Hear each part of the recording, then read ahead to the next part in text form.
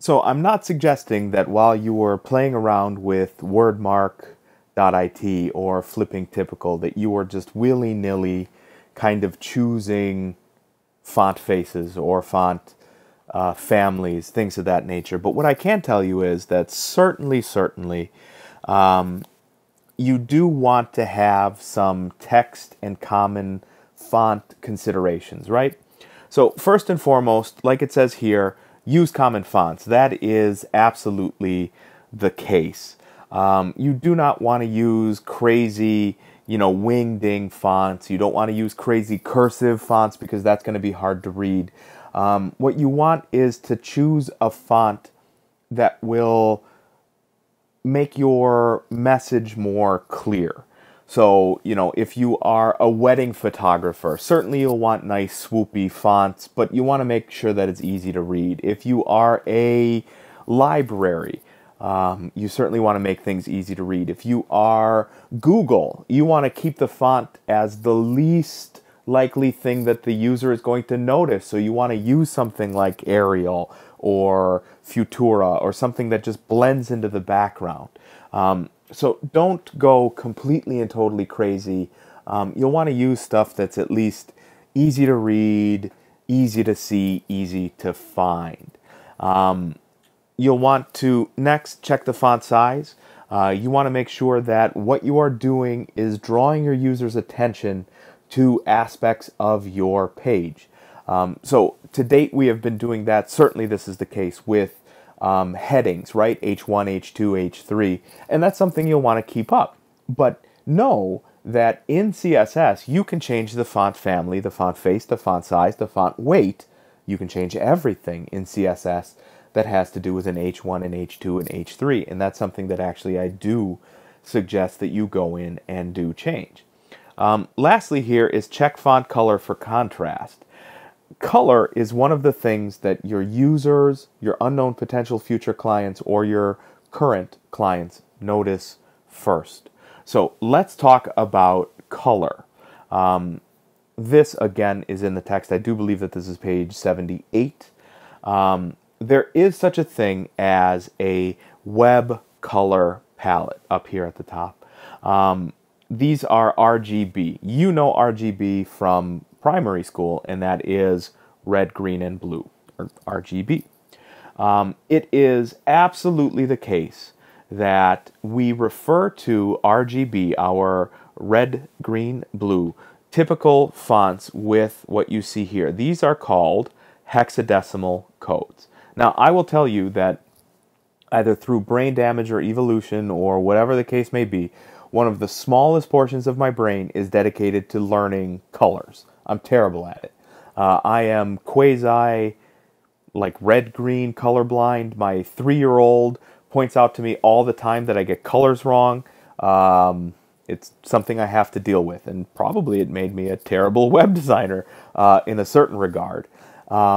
These are, as you can see here, these are this is how we represent, rather, web colors. So these are what is known as hex, for short. The way we represent hex is first with the hash sign and then with a 6-character key code. Those characters are 0 through 9 and A through F. So what we see here is the hex code for red. Every browser, frankly, every piece of software knows that when you are requesting the color red, you are really referring to the hex code FF0000. When you are looking to request white for the background, you are requesting the color code FFFFFF. When you are requesting black, you are requesting 000000. Now, what I will tell you is, over time, you will probably memorize certain hex keys.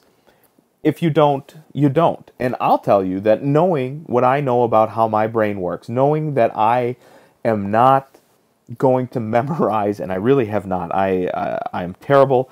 It's an admission. But I look at this and I am immediately saddened because I can't do that. It's just, it doesn't stick to my brain. It doesn't work, and I'm no good at that.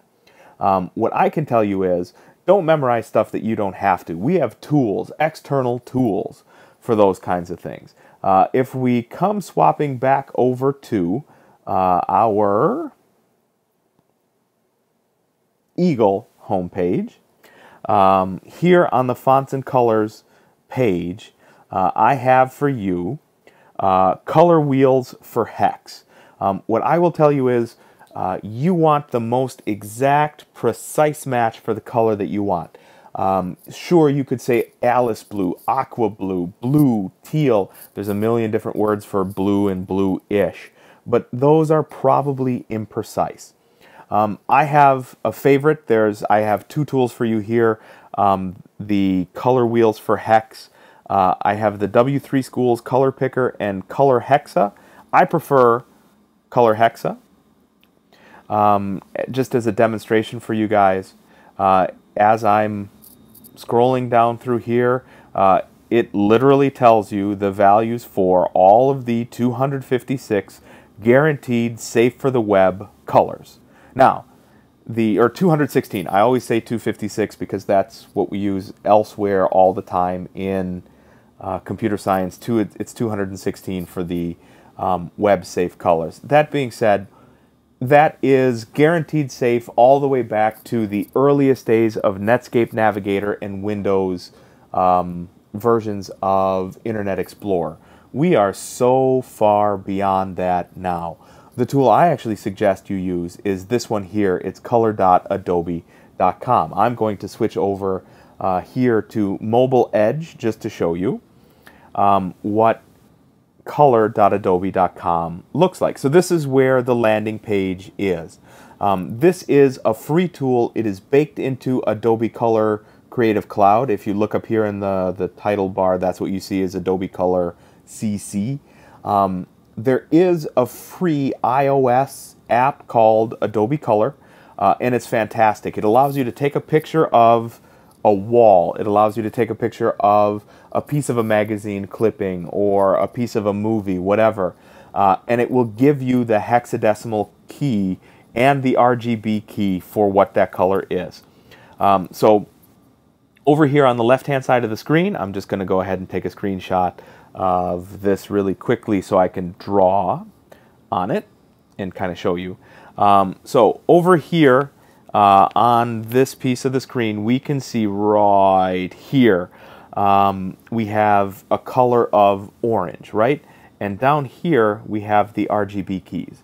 So FF530D is this color orange, or the RGB is 2568313 is this color orange. That's a fantastic tool to be able to use. I suggest to you, if you have ever been, I'm going to call it intimidated, if you have ever been intimidated by the idea of using color, right? You are looking in your closet and you're like, shit, I got to pick colors to go out into public and look good. This is a problem.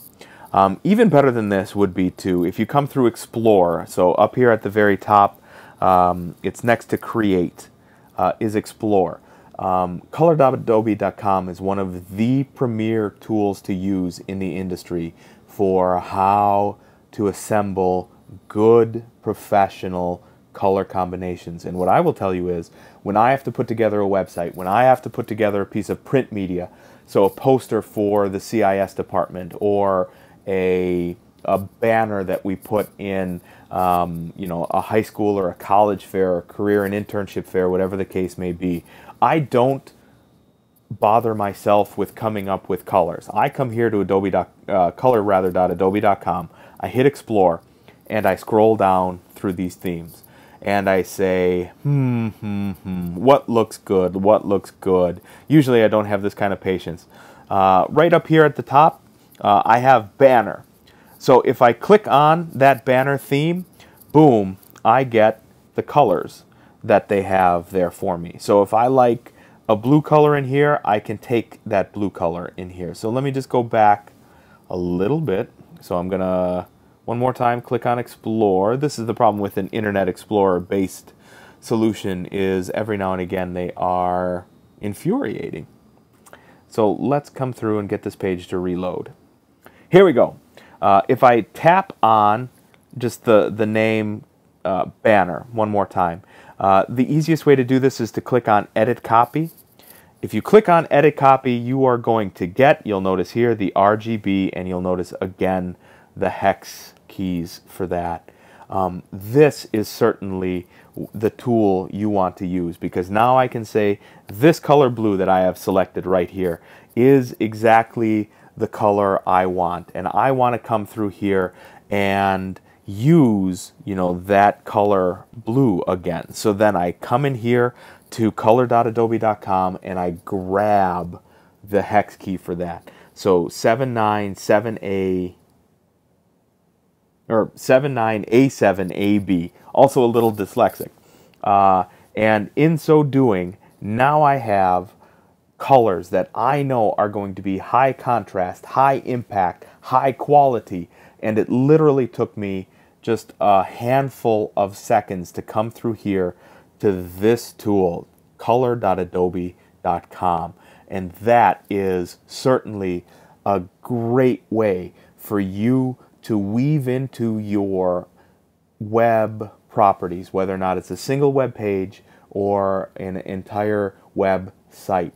Color.adobe.com, Google Fonts, Flipping Typical, those three tools are going to go an incredibly long way towards the design element that you are looking to provide that will capture your unknown potential future clients.